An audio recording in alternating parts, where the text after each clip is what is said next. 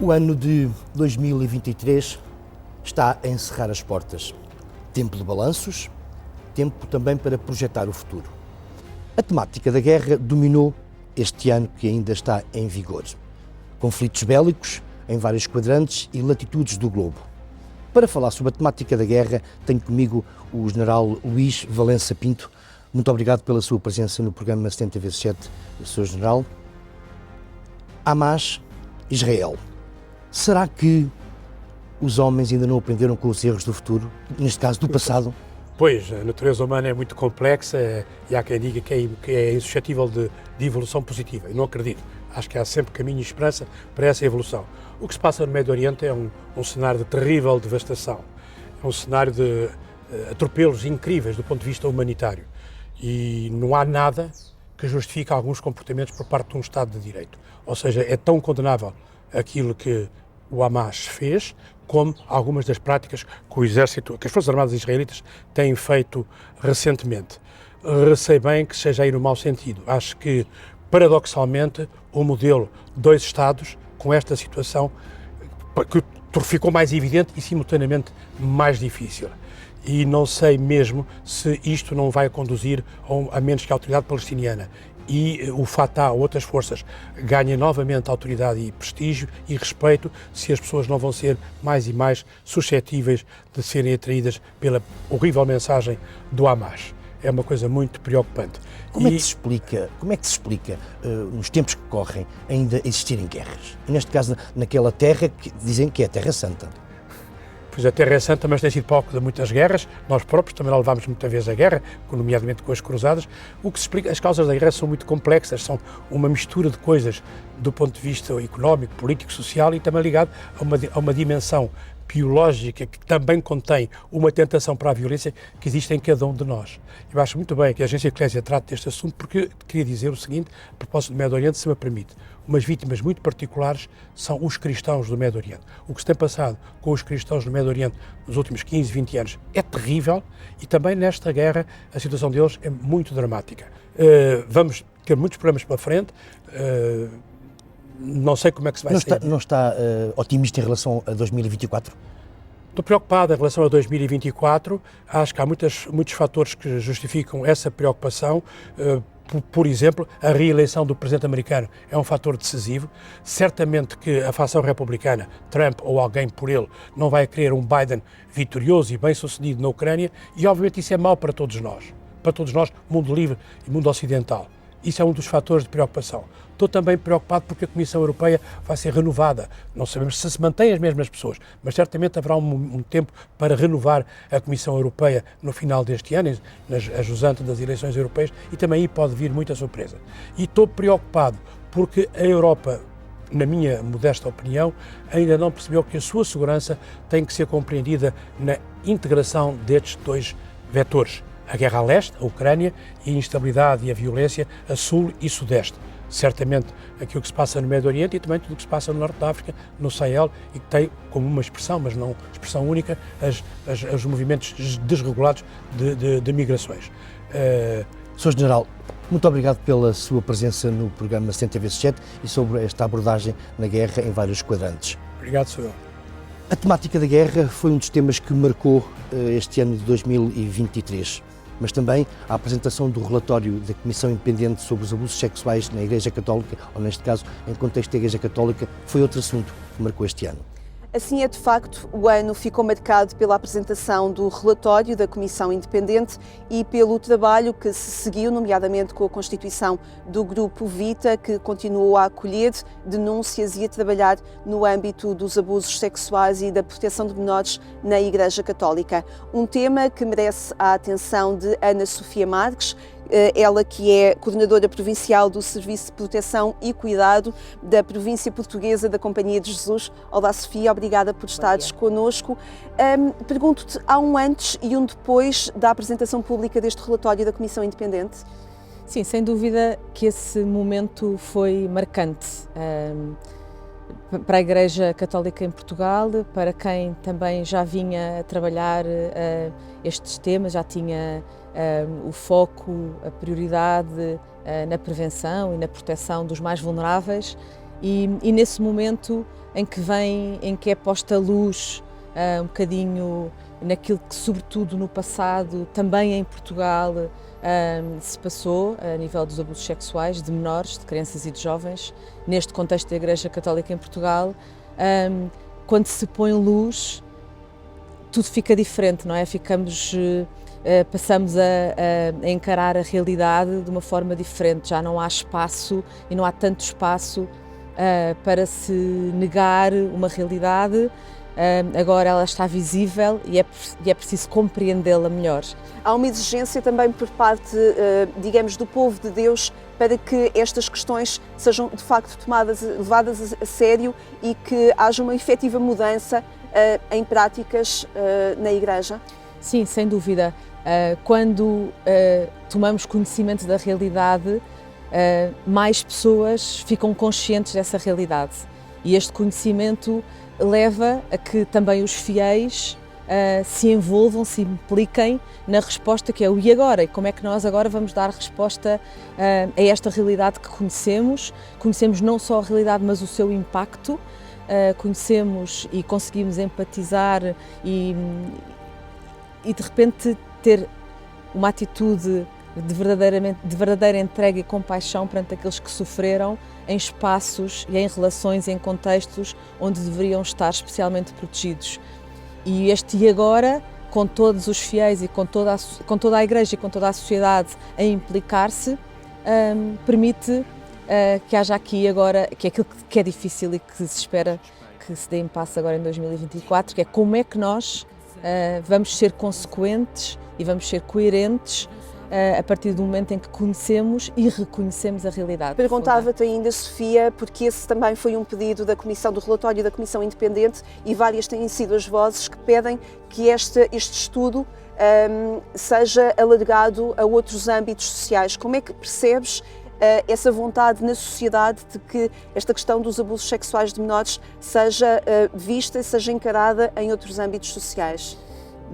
A nível da sociedade, que não exclusiva à Igreja, este tema da proteção dos menores e com as alterações da legislação e da nomenclatura das crianças e dos jovens, e incluindo os mais vulneráveis, mas na sociedade a proteção das crianças e dos jovens já é antiga no que respeita à proteção nos contextos familiares. A Lei de Proteção de Crianças e Jovens é muito antiga, tem mais de 20 anos. Aquilo que é novo e que a Igreja é pioneira, que é olhar para os contextos institucionais, olhar para dentro e dizer como é que nós também, espaços onde as crianças nos estão confiadas, fora dos seus contextos familiares, onde é que nós podemos também não estar a cuidar e o que é que nos é exigível. E este passo, que é, por exemplo, a nível na área da educação, já existe um instrumento, que é um selo, que é o selo protetor, que incentiva as escolas a criarem estruturas e equipas e códigos de conduta e mapear riscos. Portanto, no fundo, é um trabalho que deve ser alargado. É um trabalho que deve ser alargado a todas as áreas onde há crianças e onde há jovens, e me parece que se houvesse aqui algum diploma legal que impulsionasse, em Espanha há uma lei orgânica mais genérica de proteção da infância, que incentivasse e que desse aqui algum guia, uma estrutura, como é que isto se faz, que poderia ser muito útil para todas as áreas onde há crianças e jovens e pessoas em situação de vulnerabilidade que também precisam de ser especialmente protegidos. Obrigada, Sofia, pelo teu olhar, também pelos desafios que lanças a 2024. Um bom ano para ti. Muito obrigada, e muito igualmente. sucesso para o teu trabalho tão necessário também na sociedade. O ano de 2023 fica marcado também por uma festa particular que houve em Lisboa. Portugal acolheu a Jornada Mundial da Juventude Lisboa 2023. Assim é, de facto, Lisboa acolheu jovens de todo o mundo que deixaram a marca de encontros de culturas, de diálogo entre povos distantes e da possibilidade de união em torno de ideais que cuidam do bem de todos. Mateu Trocado, a direção pastoral e eventos principais da Jornada Mundial da Juventude, inspirou muitos desses momentos e hoje está aqui connosco. Mateu Trocado, obrigada por ter aceitado o nosso convite. Obrigada eu. Recordar a JMJ é recordar este espaço, o Parque Eduardo VII, a Colina do Encontro, repleto de jovens de diferentes nacionalidades, diferentes culturas, mas com algo em comum, a fé. Como é que lembra estes dias? Por acaso, de facto, é um espaço cheio de memórias mesmo. Acho que guardamos muitas memórias e E se calhar o que eu guardo assim mais, com mais carinho pode ser uma memória comum a todos, que é a boa vontade que se vivia nas ruas de Lisboa nesses dias. E acho que foi uma coisa que mexeu com toda a gente, porque qualquer pessoa que andasse na rua nesses dias sentia uma boa vontade no ar, uma vontade de encontro, de estar pelo outro, e uma alegria genuína. E eu acho que isso nos deixa memórias ótimas, nos deixa imagens incríveis da cidade de Lisboa e guardamos com saudade. E a Matilde teve um papel fundamental, lidou com o grupo Ensemble, 50 jovens. Como é que foi essa experiência?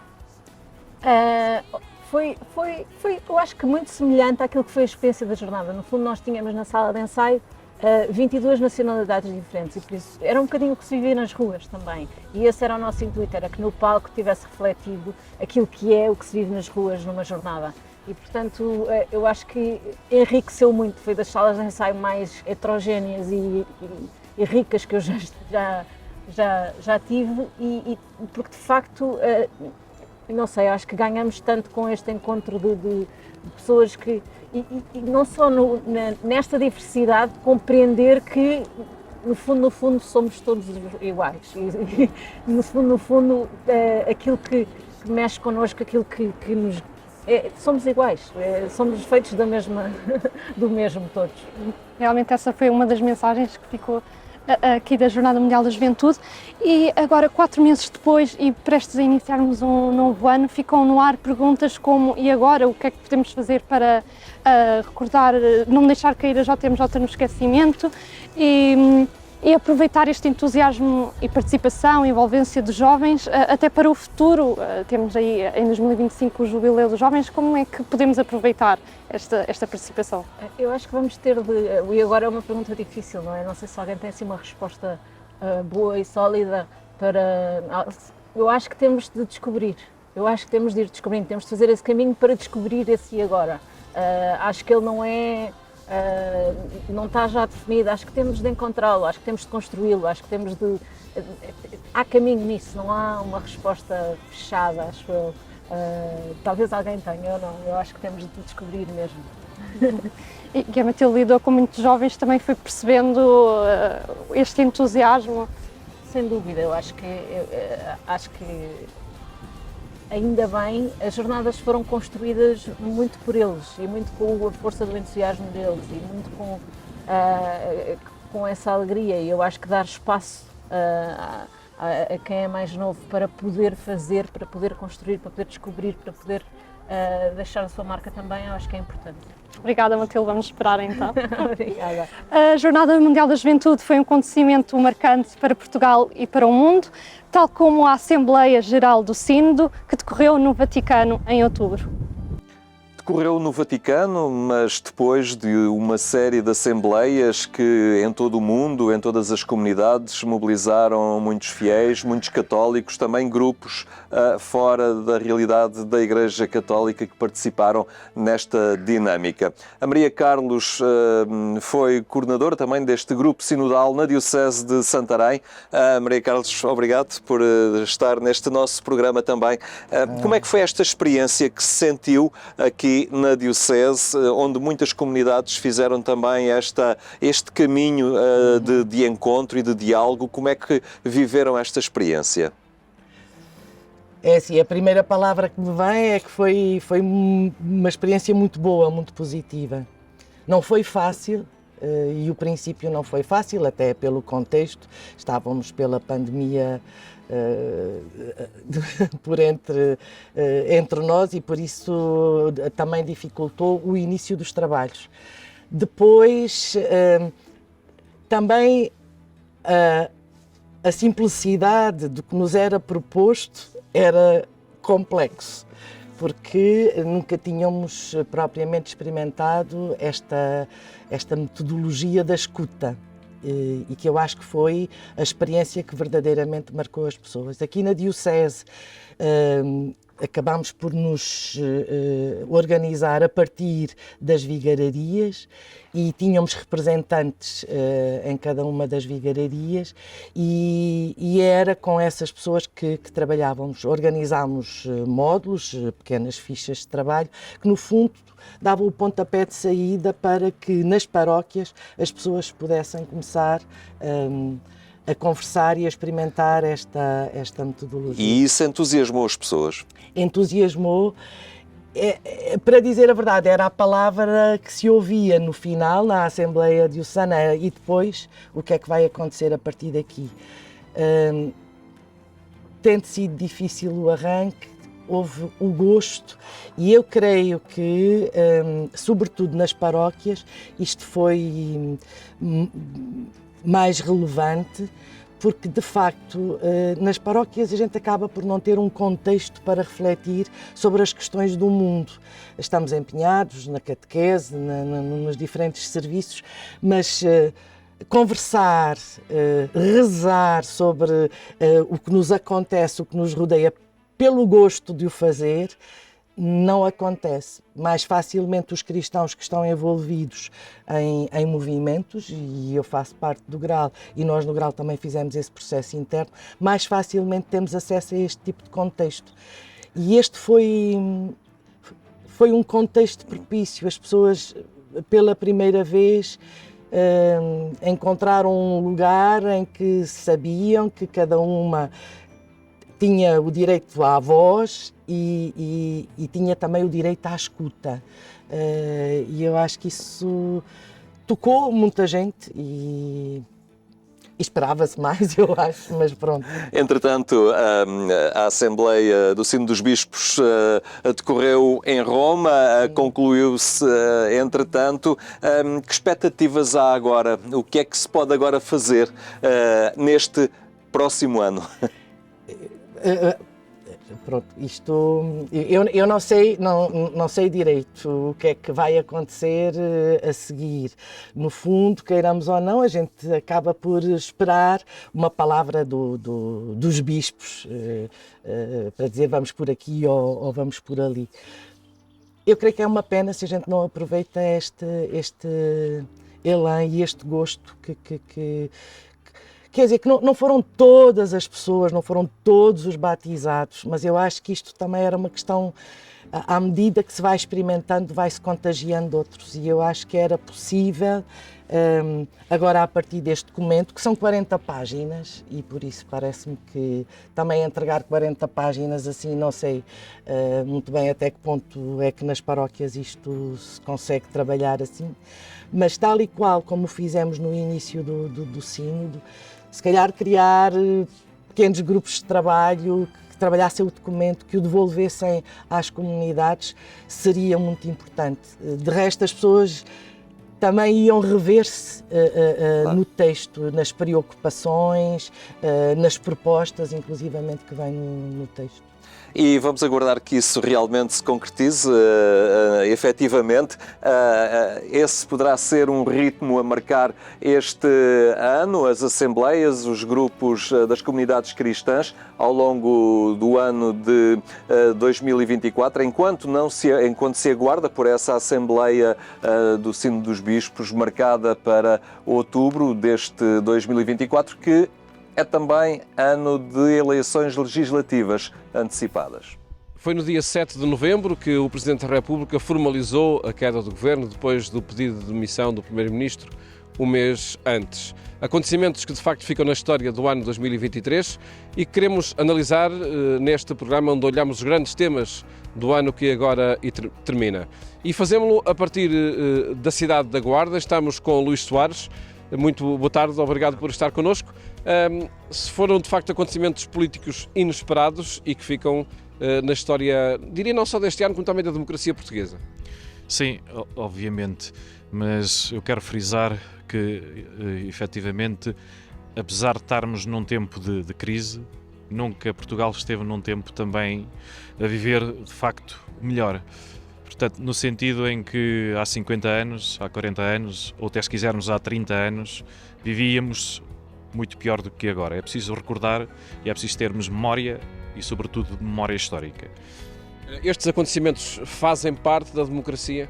Estes acontecimentos fazem parte, obviamente, da democracia, mas isto vai entroncar e estas crises sucessivas com que Portugal nos assola desde tempos imemoriais entronca muito e enraiza muito numa questão quase que estrutural, quase que identitária e que está muito enraizada na nossa mente coletiva do ser português e que é a desconfiança, a falta de confiança. E, portanto, quando assim é, a gente desconfia de tudo, desconfia de todos, desconfiamos de nós próprios e, obviamente, desconfiamos dos governantes e de quem nos governa.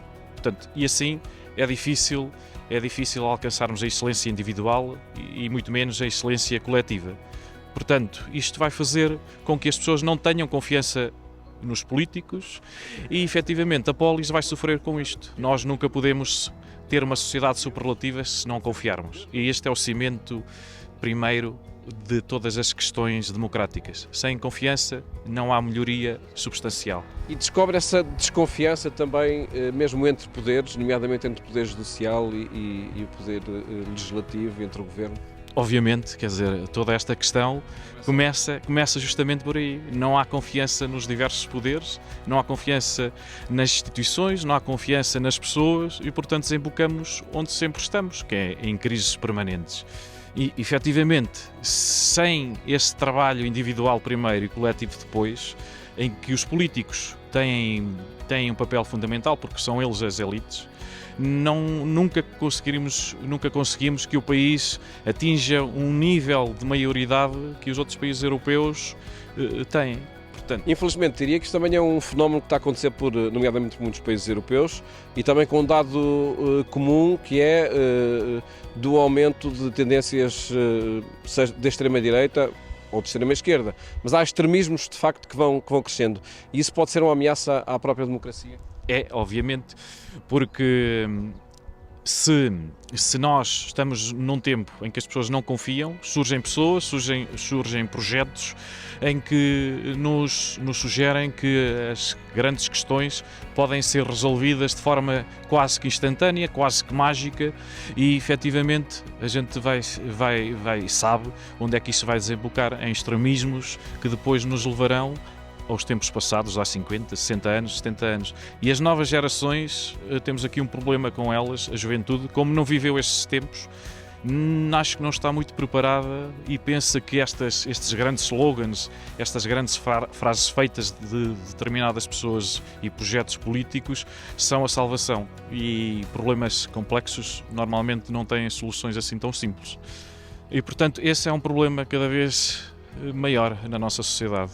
Luís Soares, um último elemento para este comentário que tem a ver com as consequências que tudo isto tem em cada pessoa. Vemos a crise na habitação, vemos pobreza aumentar. Claro que isso nota-se nos grandes centros urbanos, nota-se também na Guarda. Aqui há outros fenómenos, se calhar, como o abandono da população. De facto, uma democracia não consolidada provoca também, de facto, nas populações, tem consequências graves para as populações. Sim, obviamente, porque nós sentimos o efeito no nosso dia-a-dia, não é? E as pessoas estão habituadas já a um certo nível de vida e quando veem que esse nível de vida está cada vez a ser mais posto em causa, vão-se refugiar nessas soluções. A Guarda não é um caso isolado. A Guarda está numa zona de fronteira que, enquanto havia guerras, era lembrada e agora caímos no esquecimento. Estamos com falta de investimento, sem investimento não há pessoas, sem pessoas não há investimento e este círculo vicioso é um problema e só se combate com um trato preferente, com medidas agressivas, nomeadamente fiscais, para que consigamos ter a tal coesão territorial que é um chavão que se vai utilizando, mas que sem essas medidas fiscais a nível de empresas e também a nível do cidadão individual nunca conseguiremos nada. Portanto, a Guarda está... Enfim, esperemos que não seja o ocaso, mas estamos numa situação complicada, toda a zona do interior. E esperemos que também, enfim, nos 50 anos do 25 de Abril, novos ares da democracia cá cheguem, também de desenvolvimento. Muito obrigado, Luís Soares, por esta análise à situação política no país, que fazemos neste último programa do ano. De facto, 5 temas que marcaram este ano: a queda do governo, o sino da Jornada Mundial da Juventude, os abusos de menor e as guerras. Foram temas que marcaram o ano 2023 e que, por certo, vão ter novos capítulos na história do ano que agora vai começar. Desejo-lhe um feliz ano novo e até amanhã, se os quiser.